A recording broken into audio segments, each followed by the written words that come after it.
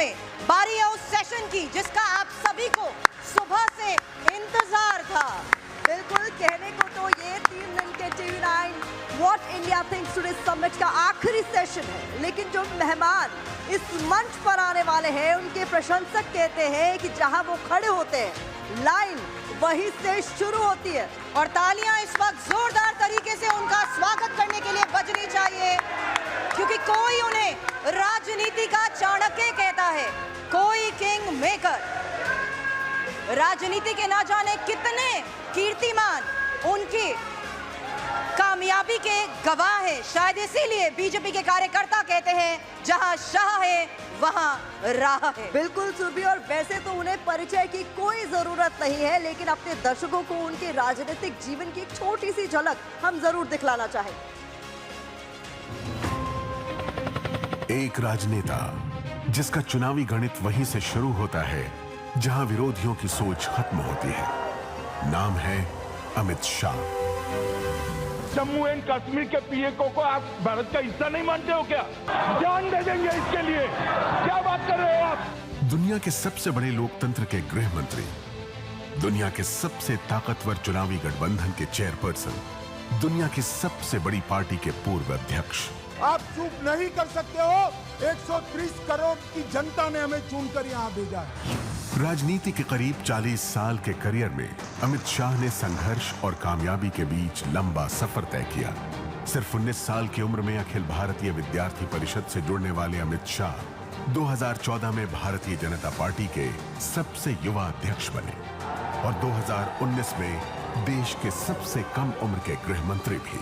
ईश्वर की शपथ लेता हूँ कि बतौर गृह मंत्री अमित शाह की सबसे बड़ी कामयाबी मानी गई कश्मीर में बिना किसी हिंसा के संविधान से धारा 370 को हटाया जाना, सिटीजनशिप अमेंडमेंट एक्ट को लाना और अंग्रेजों के बनाए आईपीसी, सीआरपीसी और साक्ष्य कानून में अभूतपूर्व संशोधन करना। अमित शाह को उनके विरोधी भी राजनीति का चाणक्य मानते हैं और बीजेपी कार्यकर्ता कहते हैं कि शाह है तो कुछ भी संभव है। जोरदार तालियों से स्वागत करिए देश के गृह मंत्री अमित शाह जी का, जिनसे बातचीत के लिए मैं मंच पर बुलाती हूं मेरे सहयोगी निशांत चतुर्वेदी।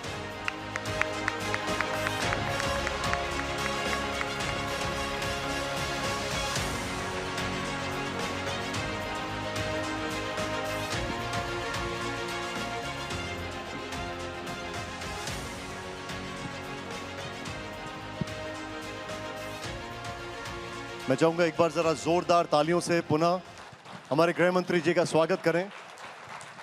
आपकी इतनी व्यस्तता है अभी और उसके बावजूद आपने समय निकाला। TV9 का पूरा ग्रुप इसके लिए आभार है। अमित शाह जी, अभी जैसे आपने एवी में देखा, हमने बताया कि देखा कि विरोधियों की सोच जहां पर खत्म होती है, अमित शाह जी का गणित वहां से शुरू होता है। बहुत से लोग ये जानना चाहते हैं कि आखिर ऐसा कौन सा राजनीति का शास्त्र अमित शाह जी ने पढ़ा है जो दूसरे नहीं पढ़ पाए? नहीं, मैं तो मेरी पार्टी के सिद्धांतों के आधार पर काम करने के अलावा और कुछ नहीं करता।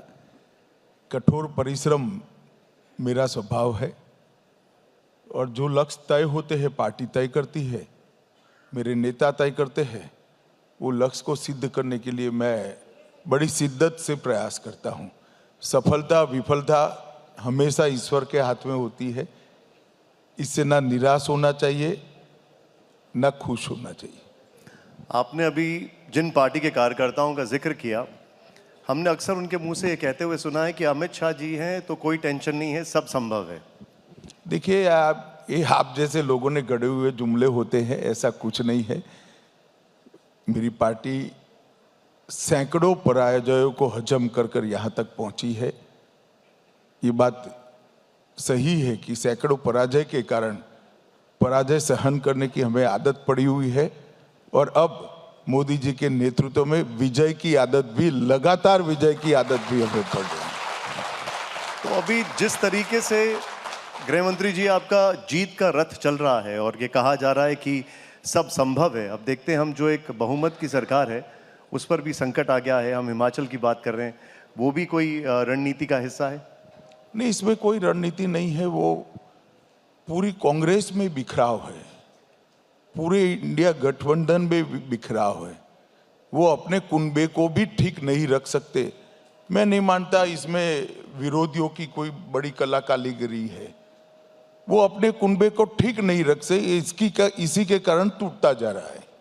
नहीं, लेकिन जो हिमाचल के मुख्यमंत्री हैं उनका ये आरोप है कि उनके विधायकों को हरियाणा पुलिस और सीआरपीएफ ने एस्कॉर्ट करके किडनैप कर लिया। ऐसा है, मतदान विधानसभा के अंदर हुआ है, असेंबली चल रही है, कोई कैसे किडनैप कर पाएगा? क्या बचकाना बात कर रहे हैं? आज के जमाने में किडनैपिंग संभव है क्या असेंबली के अंदर से? वोटिंग कैमरे के सामने हुए, चुनाव आयोग के कैमरे लगे हुए हैं, उनका भी पर्यवेक्षक है, उनके प्रत्याशी है। भैया वोट कहाँ गए तेरे? इसकी तू बात नहीं करता, अब विधायक की बात करता है। मेरी समझ में नहीं आ रहा है किस तरह से लोग राजनीति कर रहे हैं। आपके वोट चले गए, आपके विधायक चले गए और आपको मालूम भी नहीं है। अब जिस वक्त इंडिया गठबंधन बना उसी वक्त बीजेपी कह रही थी कि ये टूट जाएगा, ज़्यादा दिन नहीं चलेगा। नीतीश कुमार आ गए हैं, जयंत चौधरी आ गए हैं, चंद्रबाबू नायडू भी आपसे मिल चुके हैं। वहाँ पर ऐसा दिखता है ममता बनर्जी भी खुश नहीं है। देखिए, इंडिया गठबंधन सही मायनों में कहीं था ही नहीं। ये मीडिया का क्रिएशन था और मीडिया के क्रिएशन को मीडिया कितना लंबा चला पाए, मीडिया की कुशलता पर है। मैं पूरे देश की जनता को बताना चाहता हूं, कहीं पर गठबंधन नहीं हुआ था। इंडिया गठबंधन के 2 सदस्य केरल में आमने सामने चुनाव लड़ रहे हैं। इंडिया गठबंधन के 3 सदस्य बंगाल में आमने सामने चुनाव लड़ रहे हैं। कहाँ गठबंधन है? महाराष्ट्र में, तो वो तो इंडी गठबंधन बनने के पहले ही बना हुआ था। कहाँ गठबंधन है? उड़ीसा में है नहीं, हिमाचल में संभव नहीं, पंजाब में अभी अभी शायद हुआ है, बाकी कोई जगह पे गठबंधन कहीं बना ही नहीं है। और गठबंधन तब टिकते हैं जब इसका मुख्य ध्रुव होता है वो किसी सिद्धांतों के आधार पर चलने वाली पार्टी हो। इंडी गठबंधन और कुछ नहीं है, 7 सत्ता लोलुप परिवारवादी पार्टियों का एक गठबंधन है, जिनके नेता अपने बेटे, बेटी, भतीजे और दामाद को मुख्यमंत्री या प्रधानमंत्री बनाने निकले हैं। किसी को भारत की चिंता नहीं है। मैं आज आपके कार्यक्रम के माध्यम से देश की जनता को बताना चाहता हूं। सबसे पहले कांग्रेस पार्टी, सोनिया जी के जीवन का एकमात्र लक्ष्य है कि शायद 21वीं बार राहुल गांधी सफलता से राजनीति में लॉन्च हो जाए और प्रधानमंत्री बनाने का वो प्रयास कर रही है। 20 बार फेल हो चुकी, 21वीं बार। उद्धव ठाकरे जी का लक्ष्य ये रहे है कि बेटा उनका मुख्यमंत्री बन जाए। स्टालिन साहब का भी लक्ष्य है कि इनका बेटा मुख्यमंत्री जाए। ममता बनर्जी जी अपने भतीजे को बनाना चाहती है, लालू जी बेटे को बनाना चाहते। इसमें गठबंधन कहाँ है भाई? ये बेटे, बेटी, दामाद और भतीजों को सत्ता पर बिठाने के कार्यक्रम से, स्वार्थी कार्यक्रम से एक साथ आए हुए परिवारवादी पार्टियों का जमावड़ा है। उसको बिखरना ही, ये संतरे की तरह बिखर जाएंगे। मेरी बात याद रखना। जैसे ही छिलका निकल जाता है, 2024 के परिणामों का छिलका निकलते ही ये पूरा संतरा बिखर जाना है, एक एक पड़ी इसकी अलग हो जानी है। लेकिन 2024 से पहले जो बिखरना शुरू हुआ है, अब जैसे जयंत चौधरी, ये बिखराव नहीं है अभी, बिखराव काउंटिंग के दूसरे दिन से देखना। सब लोग कहेंगे राहुल बाबा लीडर न होते तो हम जीत जाते। जयंत चौधरी जी आपके साथ आए, बीजेपी का यह कहना था कि जाट समुदाय उनके साथ है, तो फिर जयंत चौधरी जी की जरूरत क्यों पड़ी? मुझे तो आपकी भी जरूरत है, आप ज्वाइन कर लो ना भैया। मेरी पार्टी देश के अंदर परिवार नियोजन में मानती है। भारतीय जनता पार्टी के कार्यकर्ताओं के बारे में परिवार नियोजन नहीं है। हमारे एजेंडा से जो सहमत है वो सबका भाजपा में स्वागत है। हमारे एजेंडे पर चलना है बस। नीतीश कुमार जी कसम खाकर गए थे कि वो एनडीए में नहीं जाएंगे। ऐसा क्या हुआ कि वो वापस आ गए हैं गृह मंत्री जी? देखो भाई, तुम रॉन्ग नंबर पर सवाल पूछ रहे हो। इस सवाल आपको नीतीश जी को पूछना है। मैंने कहा ना, मेरी पार्टी बड़ी फर्म है कि मेरी पार्टी के एजेंडा मेरी पार्टी के सिद्धांतों के साथ जो सहमत है, मोदी जी के नेतृत्व को जो स्वीकार करता है, वो सभी का स्वागत है। लेकिन क्या इससे आपको नहीं लगता कि उनकी विश्वसनीयता घटेगी, इससे नुकसान होगा? वो तो जनता तय करेगी, आप मत करो यहाँ एक कमरे में बैठकर विश्वसनीयता। आरजेडी आरोप लगा रही है कि अगर नीतीश कुमार ने यू टर्न लिया है तो बीजेपी ने भी यू टर्न लिया है। मैंने कहा ना भाई, अभी जनता वोट देने वाली है, काहे को इतने उतावले हो रहे हो आप? परिणाम आने दो, मालूम पड़ेगा विश्वसनीयता किसकी घटी है, किसकी बढ़ी है। थोड़ा फॉरवर्ड लुकिंग सवाल है गृह मंत्री जी, विधानसभा चुनाव में भी चेहरा क्या नीतीश कुमार होंगे? देखिए, अभी हम लोकसभा का चुनाव लड़ रहे हैं, दोनों पार्टियां बैठकर सारी चीजें तय करेगी और कुछ तो हम पर छोड़ दो। अब अगला सवाल भी इसीलिए है, लेकिन मैं जानना जरूर चाहूंगा, उद्धव ठाकरे अगर वो वापस लौटना चाहें तो फिर? इसमें अगर मगर नहीं होता है भाई, कोई टाइटल नहीं निकलेगा, सीधा चुनाव के मामले पर आ जाओ, वरना तेरा टाइम यहीं खत्म हो जाएगा।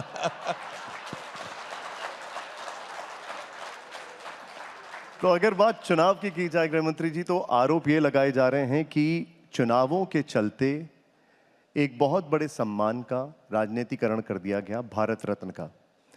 आरोप विपक्ष की तरफ से ये लगाया जा रहा है कि चाहे वो कर्पूरी ठाकुर जी को सम्मान दिया गया हो या फिर चरण सिंह जी को सम्मान दिया गया हो, भारत रत्न का राजनीतिकरण किया गया है जानबूझकर चुनाव से पहले। देखिए, आपने क्रम नहीं जाना है, ना क्रम का अभ्यास करने की तस्दी ली है।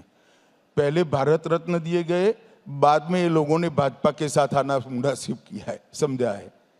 भारतीय जनता पार्टी ने कांग्रेस के कई नेताओं को भारत रत्न दिया। अब आप मुझे बताओ, नरसिम्हा राव जी को भारत रत्न देकर क्या हासिल है हमें? तरुण गोगोई जी को भारत रत्न देकर क्या हासिल है? ये कांग्रेस पार्टी नहीं है जो दादा पिता मां इनको ही भारत रत्न देगी। ये भारतीय जनता पार्टी है जिन्होंने योगदान किया है, irrespective of ideology and political party, हम उनको सम्मानित करेंगे और करना चाहिए। सरदार पटेल जैसे महान व्यक्तित्व को कितने साल लग गए भारत रत्न देने में। चंद्रशेखर जी ना आते तो शायद भारत रत्न न मिलता। इस तरह से पद्म पुरस्कारों का और गौरव देने वाले पुरस्कारों का आवंटन राजनीतिक रूप से नहीं करना चाहिए। भारतीय जनता पार्टी और एनडीए और मोदी जी ने भारत रत्न पर या पद्म पुरस्कारों पर जिनका अधिकार था उन तक पहुंचाने का काम किया।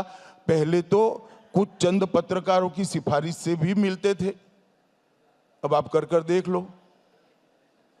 जिनको जनता के काम के लिए जिन्होंने कंट्रीब्यूशन किया है उन्हीं को मिलता है। कांग्रेस के नेता परेशान हैं कि बीजेपी ने पहले सरदार पटेल जी को ले लिया और अब नरसिम्हा राव भी। नहीं, ले कहाँ लिया भाई, हम तो सरदार पटेल का सम्मान करते हैं, पूरी दुनिया जानती है। सरदार पटेल कांग्रेस के अध्यक्ष थे, नरसिम्हा राव जी कांग्रेस से प्रधानमंत्री थे। आप सम्मान नहीं कर रहे हो, इसलिए लगता है कि भाजपा ने ले लिया। लेने के तो वो दोनों दिवंगत है, कैसे लेंगे हम?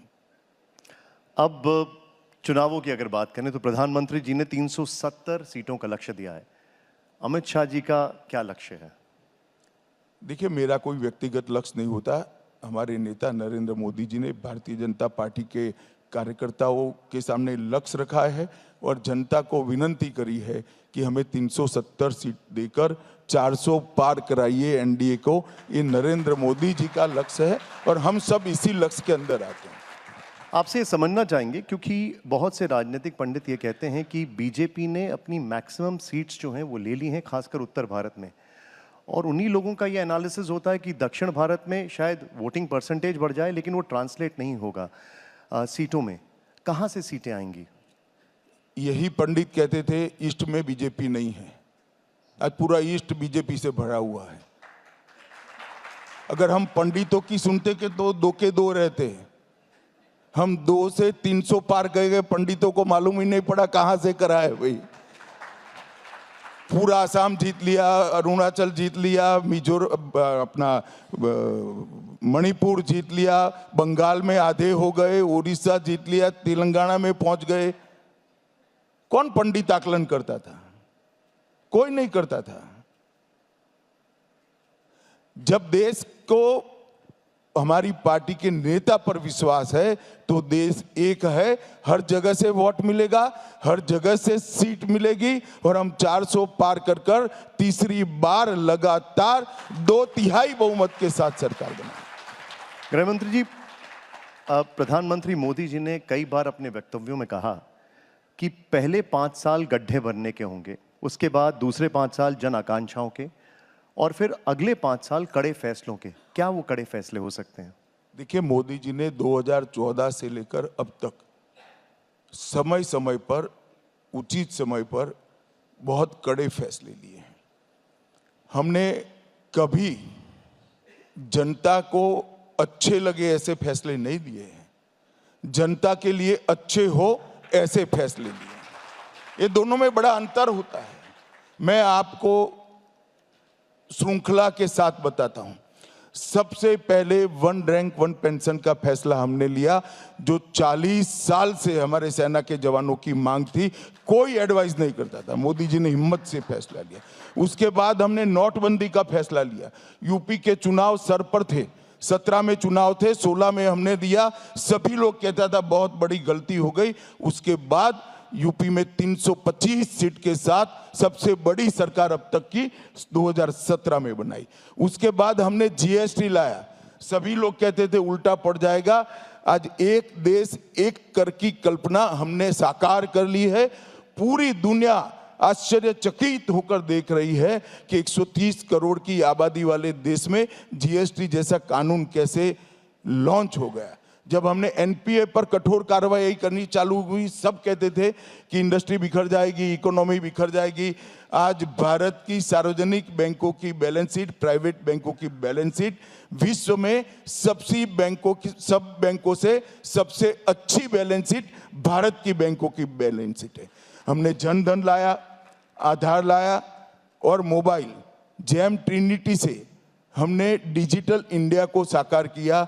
कोई इस देश में 10 साल के पहले कल्पना नहीं करता था कि सब्जी वाली ठेले पर आपको कहे कि साहब मोबाइल से पेमेंट करो, कैश नहीं लिया जाता है। ये परिवर्तन नरेंद्र भाई लाए। सर्जिकल स्ट्राइक और एयर स्ट्राइक, सारे लोग आकलन करते थे युद्ध हो जाएगा, ये हो जाएगा, वो हो जाएगा। मोदी जी ने फब निर्णय लिया कि जो होगा वो होगा, हम देखेंगे, लड़ेंगे, जीतेंगे। हमारी सीमा और हमारी सेना, ये दोनों के साथ छेड़खानी हम सहन नहीं करेंगे। घर में घुसकर सर्जिकल स्ट्राइक और एयर स्ट्राइक करने का निर्णय नरेंद्र मोदी ने लिया। 3 तलाक का कानून सालों से बात होती थी, नहीं इंप्लीमेंट होता था।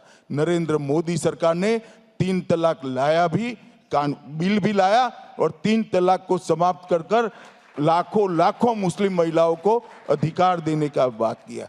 आजादी के बाद महात्मा गांधी, जवाहरलाल नेहरू और सरदार पटेल का वादा था हमारे आसपास के देशों से रिलीजियस माइनॉरिटी को नागरिकता देने था, पूरा नहीं होता था। तुष्टीकरण की राजनीति कांग्रेस को रोकती थी। हमने सीएए का फैसला किया, हमने 370 और 35A को समाप्त कर दिया और आज कश्मीर भारत का अभिन्न अंग है। इस देश में 2 विधान, 2 प्रधान और 2 निशान नहीं होंगे। हमारा 1950 से आंदोलन चल रहा था, मोदी जी के राज में ये समाप्त हुआ। 30 साल के बाद हम नई शिक्षा नीति लाए। भारत की मिट्टी की सुगंध भी वहां है, हमारी संस्कृति का संवर्धन भी है, हमारी भाषाओं का सम्मान भी है और विश्व की सबसे ओपन और आधुनिक एजुकेशन पॉलिसी हम लेकर आए। ये भी एक बहुत बड़ा कठोर फैसला था। 40 साल से देश में महिलाओं के आरक्षण की बात हो रही थी, मगर कोई दे नहीं पाता था। नारी शक्ति वंदन अधिनियम ने विधान मंडलों में और संसद में 33% मातृशक्ति को आरक्षण देकर आज उनको नीति निर्माण में सहयोगी बनाने का फैसला किया। हमने भारतीय न्याय संहिता, भारतीय नागरिक सुरक्षा संहिता और भारतीय साक्ष्य संहिता, 160 साल पुराने अंग्रेजों के कानून निरस्त होकर भारतीय क्रिमिनल जस्टिस सिस्टम बनाने का हमने कठोर फैसला किया। और सबसे बड़ी बात, 550 साल से देश जिसकी राह देख रहा था, प्रभु श्री राम अपने सम्मानित स्थान पर विराजमान हो, ये नहीं होता था। ये भी नरेंद्र मोदी ने यही 10 साल के अंदर किया और नरेंद्र मोदी जी ने इस देश के लोकतंत्र को मजबूत नींव डालने का काम किया। कोई भी देश का लोकतंत्र भ्रष्टाचार, परिवारवाद, जातिवाद और तुष्टीकरण इन नासूरों के साथ पनप नहीं सकता था। हर हमारा चुनाव ये 4 में से एक किसी न किसी नासूर से ग्रसित था। नरेंद्र मोदी जी ने परिवारवाद, भ्रष्टाचार, जातिवाद और तुष्टीकरण को समाप्त कर पॉलिटिक्स ऑफ परफॉर्मेंस को एस्टैब्लिश किया। जो विकास करेगा, जो देश को सुरक्षित करेगा, जो देश को समृद्ध करेगा, वो ही राज कर। कठोर फैसलों की भरमार है। अब क्या कठोर फैसले, तो समय जो आएगा हम करते जाएंगे। हम राजनीति के अंदर परिणाम की चिंता कर वोट बैंक कर राजनीति नहीं करते हैं। हम देश हित में राजनीति करते हैं। देश के हित में क्या है वो हमारा फैसला होता है, दल के हित में क्या है वो हमारा फैसला नहीं होता है। गृहमंत्री जी, एक चर्चा बहुत ज़्यादा है, अगर हम शुद्ध राजनीति की एक और बात करें, वो ये है कि प्रधानमंत्री जी दूसरी सीट से दक्षिण से चुनाव लड़ सकते हैं, ऐसी चर्चा चल रही है। भैया मत पढ़ो ना, इसमें पार्लियामेंट्री बोर्ड का काम है, काहे को आप करने लगते हो?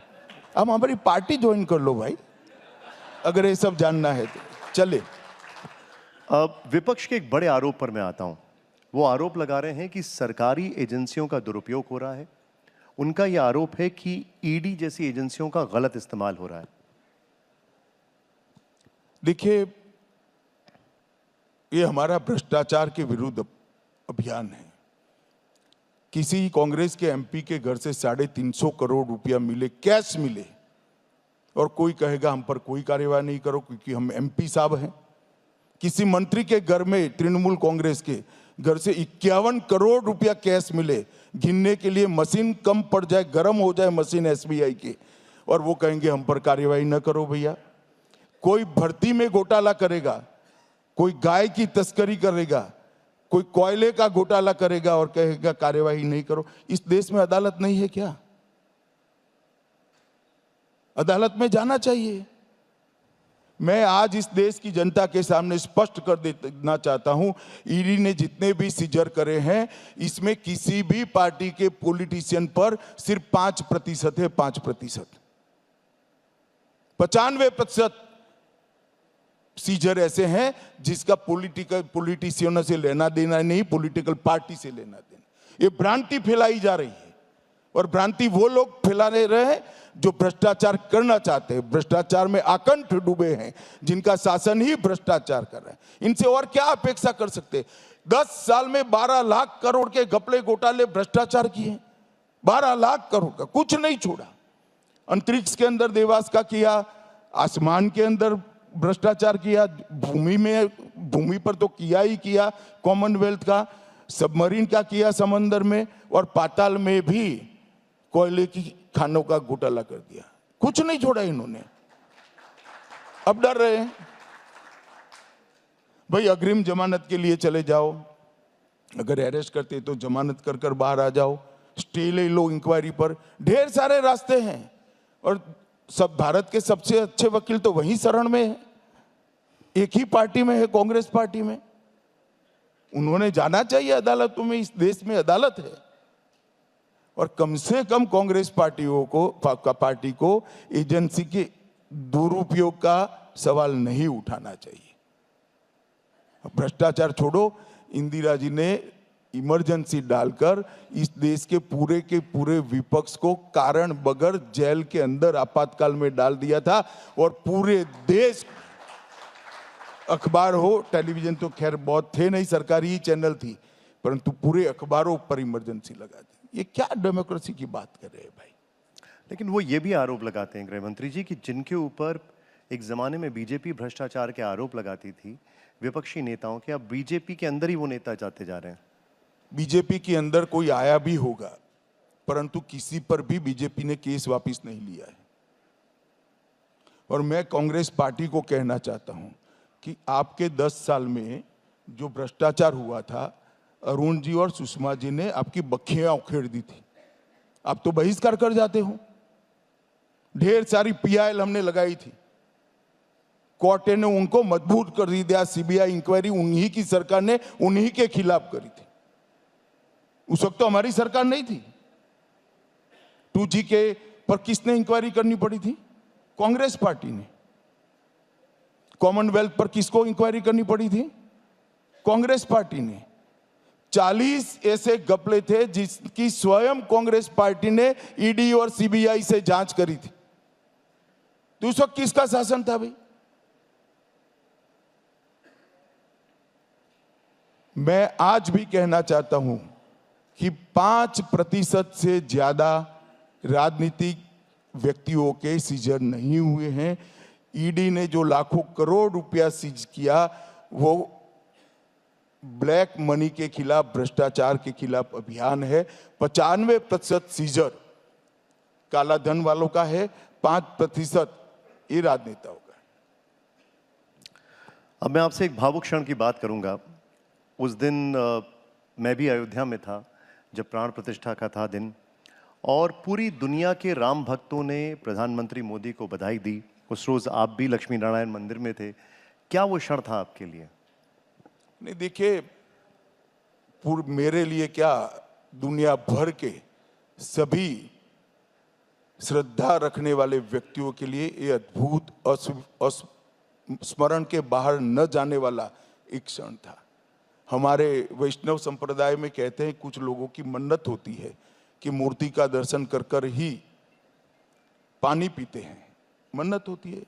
आपद धर्म में कहीं शहर के बाहर जाना पड़ता है तो गुरु कहता है मनसा स्मरामी कर कर, आंख बंद कर कर ईश्वर की मूर्ति के दर्शन कर लेना। ये मनसा स्मरामी का मंत्र मोदी जी ने जो प्राण प्रतिष्ठा करी, आज देश के करोड़ों लोग आंख बंद करते ही रामलल्ला की मनोहर मूर्ति सबके सामने आ जाती। बहुत अद्भुत क्षण था, बहुत अद्भुत क्षण था, और पूरा देश भाव विभोर था।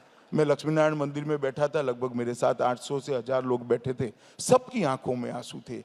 एक सैकड़ों साल से जो अपमानित, अपराध बोध के साथ जीते थे, हमारे पराजय की निशानी को संभाल कर रखे थे, आज वहां भव्य राम मंदिर बन गया। और सिर्फ राम मंदिर नहीं, काशी विश्वनाथ कॉरिडोर बड़ा, सोमनाथ का मंदिर सोने का हो रहा है, बाबा केदार धाम और बद्रीनाथ का भी पुनरुद्धार करने का काम नरेंद्र मोदी जी के समय में हुआ।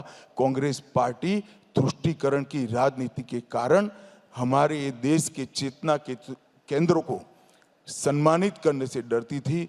हमने किसी का अपमान नहीं किया, हमारी चीज का सम्मान किया, और आज देश की जनता इसीलिए मोदी जी के साथ खड़ी है।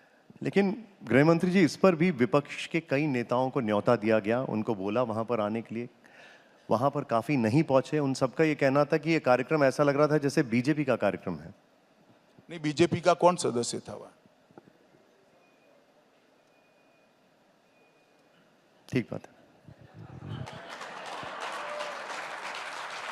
आप अगर देश के प्रधानमंत्री को बीजेपी का कह दोगे तो कुछ बचता ही नहीं है भाई।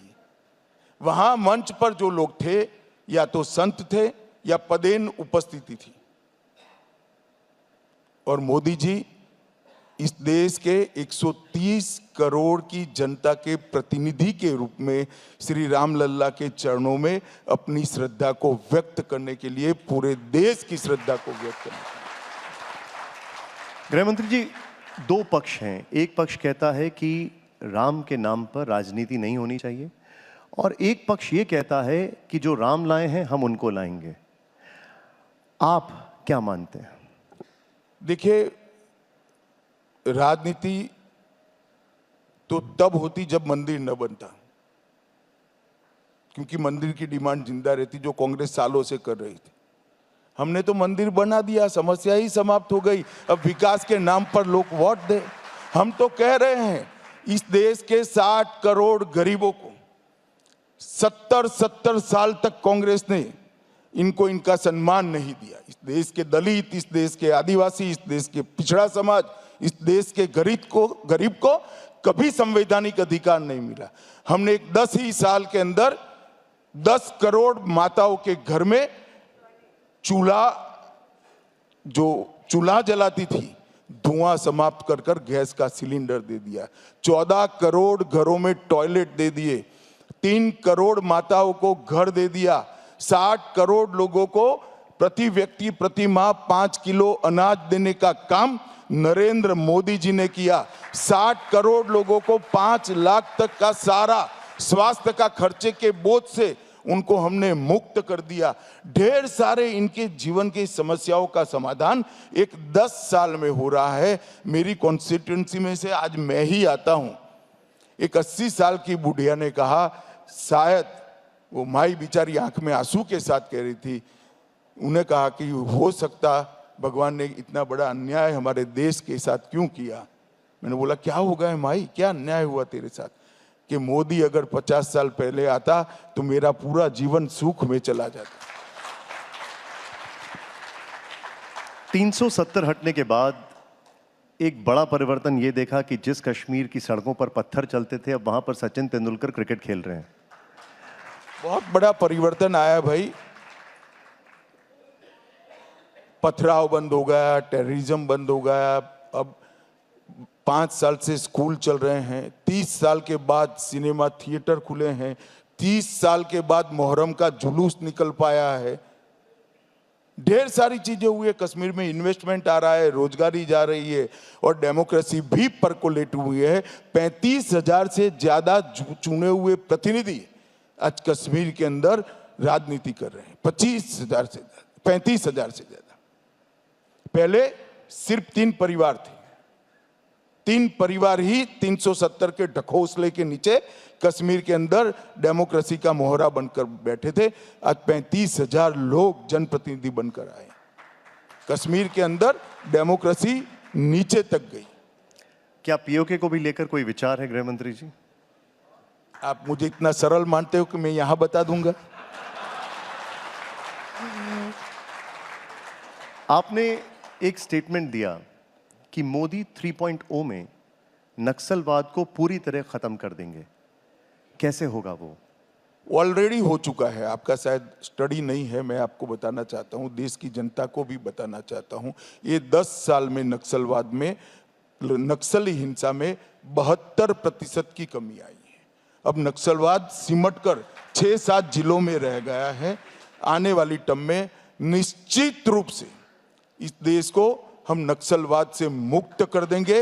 ये नासूर हमेशा के लिए समाप्त होगा। आपने एफसीआरए में संशोधन किया, उसके बाद कई एनजीओज ये आरोप लगा रहे हैं कि आप जो उनके पैसे हैं वो आने नहीं दे रहे हैं। जरूर नहीं आने देंगे। अगर धर्म परिवर्तन के लिए आते हैं तो गैर कानूनी, इस देश के अंदर आंदोलन करने के लिए आते हैं तो गैर कानूनी नहीं आना चाहिए। इस देश ने कानून बनाए, एफसीआरए कानून को हमने कड़ा किया है। आपके उद्देश्य स्पष्ट करिए, आपके कार्यक्रम स्पष्ट करिए, आपके अकाउंट ऑडिट कराइए। क्या तकलीफ है इसमें?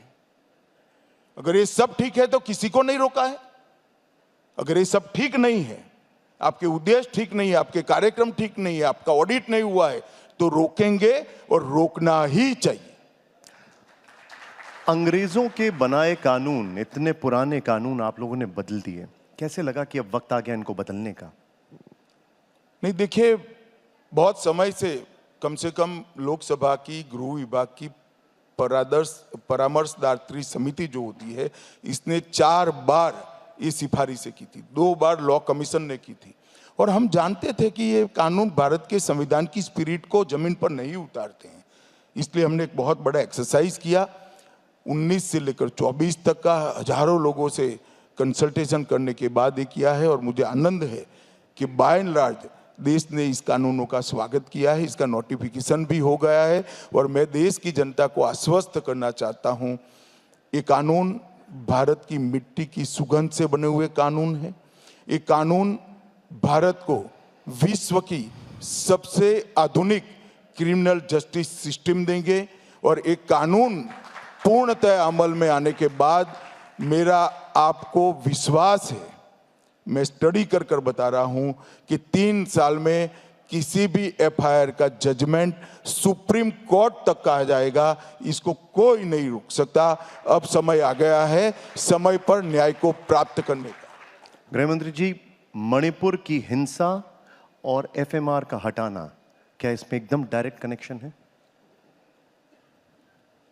एक प्रकार से वहां से जिस तरह से नारकोटिक्स की तस्करी हो रही थी, घुसपैठ हो रही थी, और इसके परिणाम स्वरूप यहाँ पर नस्लीय हिंसा बढ़ी। इसके कारण ये तय हो गया कि अब समय आ गया है कि ब्रह्मदेश की सीमाओं को भी हम बाड़ भी लगा दें और एफएमआर को भी समाप्त कर दें। इसलिए गृह मंत्रालय ने निर्णय किया है कि म्यांमार की पूरी सीमाओं को हम आने वाले समय के अंदर बाड़ लगाना शुरू करेंगे। बाड़ का पहला लगाना ये कुछ दिनों में शुरू हो जाएगा और ये 5 साल का कार्यक्रम है और एफएमआर को भी बंद करने का हमने फैसला लिया। उत्तराखंड में लागू हो गया है, केंद्र में कब लागू होगा यूनिफॉर्म सिविल कोड, कब लाया जाएगा? देखिए, आप लोगों के लिए यूनिफॉर्म सिविल कोड पॉलिटिकल मुद्दा हो सकता है, ये बहुत बड़ा सामाजिक सुधार है, ये लोकतंत्र की बेसिक मांग है कि देश के अंदर किसी भी धर्म के आधार पर कानून नहीं होनी चाहिए। देश के कानून आज की परिस्थिति से अनुकूल और जनता के हित में होना चाहिए।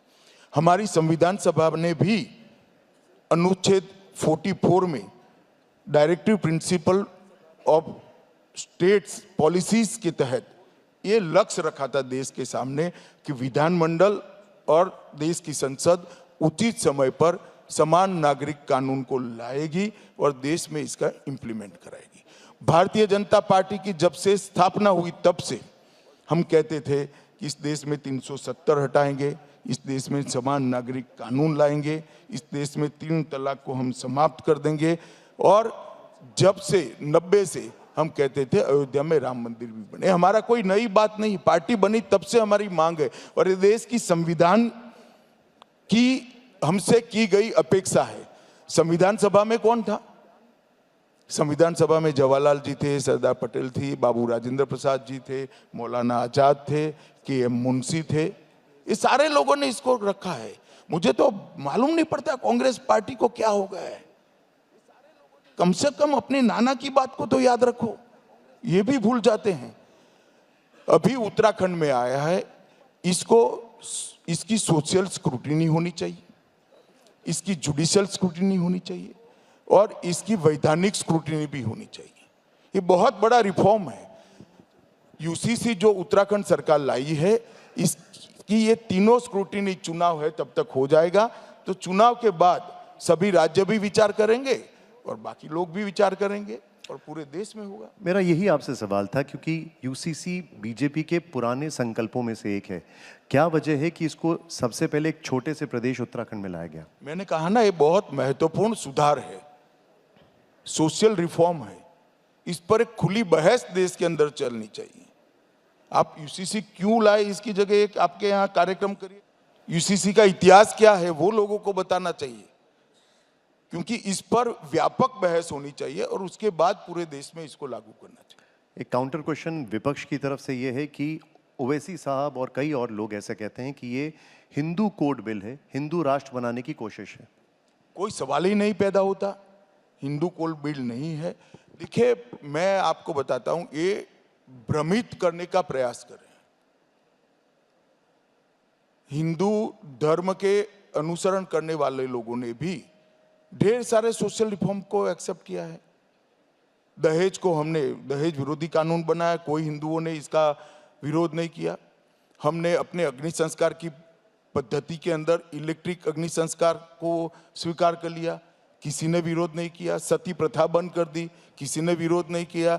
हिंदुओं में भी बहुपत्नीत्व था, हमने इसको समाप्त कर दिया देश आजाद होते ही, किसी ने विरोध नहीं किया। ये गलतफहमी फैलाई जा रही है, ये बिल्कुल सत्य से दूर बात है। वन नेशन वन इलेक्शन पर आपकी सरकार कितनी प्रतिबद्ध है? हमारी सरकार बिल्कुल प्रतिबद्ध है। इतने बड़े देश में बार बार चुनाव होना देश के लिए अच्छा नहीं है, देश के विकास के लिए अच्छा नहीं है, देश के अर्थतंत्र के लिए भी अच्छा नहीं। इसलिए इस देश में वन नेशन वन इलेक्शन होना ही चाहिए। इसीलिए मोदी जी ने कमेटी बनाई है, पूर्व राष्ट्रपति श्रीमान रामनाथ कोविंद जी की अध्यक्षता में वो कमेटी अपना काम कर रही है। मैं भी उसका मेंबर हूं। मैं ऐसा करता हूं, कुछ ही समय में इस पर रिपोर्ट पेश कर दी जाएगी। राहुल गांधी एक बहुत बड़े संवैधानिक बदलाव की बात कर रहे हैं। वो कह रहे हैं कि अगर उनकी सरकार आई तो 50% आरक्षण की सीमा जो है वो तोड़ देंगे। देखिए, राहुल गांधी जी को आपके अलावे देश में कोई सीरियसली नहीं लेता है भैया। आप इतनी शिद्दत से सवाल मत पूछे मुझे। नहीं, लेकिन मैं एक सवाल और जरूर पूछना चाहूंगा आपसे। वो कहते हैं कि उनकी सरकार आई तो देश में जातिगत जनगणना होगी, जिसकी जितनी भागीदारी उसकी उतनी हिस्सेदारी। राहुल गांधी जी को मालूम नहीं है, इस देश के पिछड़ा वर्ग को अगर सबसे ज्यादा अन्याय किसी एक पार्टी ने किया है तो कांग्रेस पार्टी ने किया। काका साहेब कालेलकर कमीशन को सालों तक जवाहरलाल नेहरू और इंदिरा जी ने बस्ते में पड़े रखा, कभी खुला ही नहीं वो रिपोर्ट। इसके बाद मंडल कमीशन आया, इसको भी बस्ते में रखा। जब वीपी सिंह मंडल कमीशन को लागू करने लगे, श्री राजीव गांधी ने विपक्ष के नेता के नाते 1 घंटे और 59 मिनट का भाषण इसका विरोध करते हुए दिया। इसके बाद ना कांग्रेस के इतना लंबा शासन रहा, 55 साल का शासन रहा, कभी ओबीसी कमीशन बना, ना कभी ओबीसी को संवैधानिक मान्यता दी, ना कभी नीट और बाकी एग्जाम में ओबीसी का रिजर्वेशन हुआ, ना कभी पेट्रोल पंप और गैस की एजेंसियों में ओबीसी का। ये सारा अगर किसी ने किया तो नरेंद्र मोदी जी ने आकर किया है। अब उनको किसी एनजीओ के व्यक्ति ने, कोई प्रोफेसर ने लिख कर दे दिया है कि ओबीसी ओबीसी बोलो, तो बोलते जा रहे। 6 महीने में बदलती है बोली, 6 महीने बाद बदलेगी फिर से एक बार। अच्छा, वो कहते हैं कि ये बड़ा आरोप है। वो कहते हैं कि प्रधानमंत्री जन्म से पिछड़ी जाति के हैं ही नहीं। साल 2000 में से पहले तक उनकी जाति सामान्य कैटेगरी में थी। ऐसा है, राहुल गांधी को ये भी हमारा ही हित सोचने वाले किसी व्यक्ति ने झूठ पकड़ा दिया है। उनको मालूम नहीं है कि ओबीसी की जो सूची है ये समय समय पर बदलती रहती है। हमने तो अब उसका अधिकार राज्यों को दे दिया। उनकी सरकार थी तब केंद्र के पास था, राज्यों के पास भी था। ओबीसी की सूची में 1994 में 25 जुलाई 1994 में मोदी जी की जाति गुजरात की ओबीसी की सूची में शामिल हो गई। देश भर में तो थी, देश भर में थी, मगर 94 में। और तब गुजरात में कांग्रेस के मुख्यमंत्री श्री छबीलदास मेहता थे। उसके बाद में 1999 में यहां उपजाति नाते भारत सरकार ने सर्कुलेट किया, तब भी हम पावर में नहीं थे। राहुल गांधी जी को किसी ने गलत इंफॉर्मेशन पकड़ा दी है। मैं एक बार इसका स्पष्टता भी कर पाया, मगर वो 6 महीने के बाद ही कैसेट रिवाइंड होता है, तब तक बदलता नहीं है। तो वे कल भी बोलेंगे यही चीज, और आप उसका सवाल भी पूछेंगे। कम से कम आप कैसेट में मत फंसिए। गृह मंत्री जी, मेरा आखिरी सवाल। 2024 के चुनावों की उल्टी गिनती शुरू हो चुकी है, तारीखों का भी जल्दी ऐलान हो जाएगा। आपके पार्टी जानी जाती है रिसर्च, एनालिसिस, सर्वेस के लिए। अमित शाह जी का सर्वे क्या कह रहा है? कोई सर्वे की जरूरत नहीं है। मोदी जी ने कहा है 400 पार, तो हम निश्चित रूप से 400 पार करेंगे। इसमें किसी को कंफ्यूजन रखने की जरूरत नहीं। इस देश की 130 करोड़ की जनता पहली बार गौरव से गुलामी की निशानियों के बाहर हो रही, पहली बार हीन भाव से मुक्त हो रही, सामूहिक इंफीरियरिटी कॉम्प्लेक्स पहली बार समाप्त हो रहा है। देश नई संसद बनाकर इसको पवित्र सेंगोल को वहां प्रस्तापित कर गौरव के साथ आज नए भारत की शुरुआत कर रहा है। राजपथ कर्तव्य पथ में बदल गया। देश की इकोनॉमी 11 नंबर से 5वें नंबर पर आ गई, और मोदी 3 में हम दुनिया की 3रे नंबर की अर्थव्यवस्था बनी। मोदी जी ने देश को सुरक्षित किया है। पहली बार चंद्रमा के दक्षिण ध्रुव पर किसी देश को जाने का सम्मान मिला, तो तिरंगे के साथ भारत के चंद्रयान को यह सम्मान मिला है। देश के अंतरिक्ष में सिद्धियां हो, चाहे स्टार्टअप में सिद्धियां हो, चाहे अर्थतंत्र रिपेयर करना हो, चाहे कूटनीति के अंदर दुनिया भर के राष्ट्राध्यक्ष गांधी जी की समाधि पर एक साथ, एक समय, एक सेकंड खड़ा रहकर श्रद्धांजलि दे, इस प्रकार का दिन देश की जनता ने देखना हो, दिल्ली डिक्लेरेशन को पूरी दुनिया सम्मान के साथ देखे, स्वीकार करे, ऐसा दिन देखना हो, और भारत का प्रधानमंत्री दुनिया भर के मंच पर जाकर देश की राष्ट्रभाषा में गौरव के साथ भारत की बात रखे, ऐसा दिन अगर किसी ने दिखाया है तो नरेंद्र मोदी जी ने दिखाया है। और मैं बड़े विश्वास के साथ देश की जनता को कहना चाहता हूं, तीसरी टर्म मोदी जी को दे दीजिए। 2047 में जब आजादी की शताब्दी मनाई जाएगी, हम तो शायद नहीं होंगे दुनिया में, परंतु युवा लोग याद रखें, 2047 में भारत हर क्षेत्र में पूरे संसार में सबसे प्रथम होगा और भारत माता विश्व गुरु के स्थान पर प्रस्थापित होगी। मैं देश की जनता को अपील करने आया हूं कि फिर से भ्रष्टाचार, जातिवाद, परिवारवादी पार्टियों को मत लाइए। वो पार्टी को चुनिए जो देश का भला चाहती है, दल का भला नहीं चाहती। वो पार्टी को चुनिए जहां पर बूथ का कार्यकर्ता देश का प्रधानमंत्री बन सकता है। वो पार्टी को चुनिए जहां कहीं जन्म लेने की जरूरत नहीं है, गरीब चाय बेचने वाले का बेटा भी देश का प्रधानमंत्री बन सकता है। वो पार्टी को आपका मैंडेट दीजिए, और मैंडेट दीजिए तो छोटा मोटा मत दीजिए। मोदी जी ने बहुत काम किया है, 400 का मांग किया है, 400 पार करा दीजिए, यही मेरा आपसे विनती है। धन्यवाद। गृह मंत्री जी बहुत बहुत शुक्रिया, बहुत बहुत आभार। एक बार जोरदार तालियां इस देश के गृह मंत्री अमित शाह जी के लिए। गृह मंत्री जी, मैं मंच पर आपको रोकना चाहूंगी और इस वक्त मंच पर हमें ज्वाइन करेंगे TV9 भारतवर्ष के मैनेजिंग एडिटर परितोष चतुर्वेदी, गृह मंत्री जी को सम्मानित करने के लिए। जोरदार तालियां हो जाए।